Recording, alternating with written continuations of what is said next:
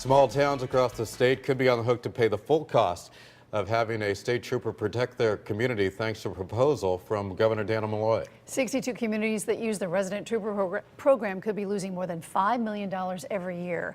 And News 8's Tina Detel has more. The 3 resident state troopers here in North Stonington are really embedded in the community. But the first selectman says folks may not see them around as often if the governor's proposal passes.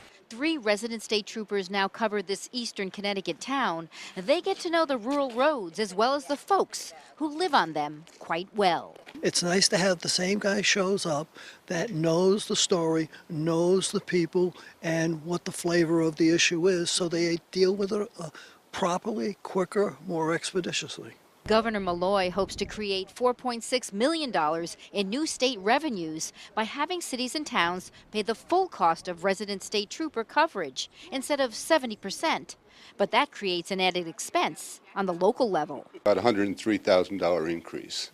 Wow. So pretty significant for a small town. The Connecticut Conference of Municipalities says 29, nearly half of its member towns, would see a total increase of more than $3 million, forcing some to make cuts. I think the unintended consequences, it doesn't take very many towns to reduce the number of resident troopers, then the state gets no gain. North Stonington would keep its 3 troopers, but there would have to be fewer patrols, and extra programs would be cut to help pay the extra bill to the state. $145,000.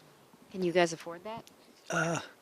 Well, we'd afford it, but what we would do is we'd cut out all the special programs. The first selectman says another thing that the state does not take into consideration is how much money these special programs, like the DUI checkpoints or the seatbelt checks, generate for the state. In North Stonington, Tina Detel, News 8.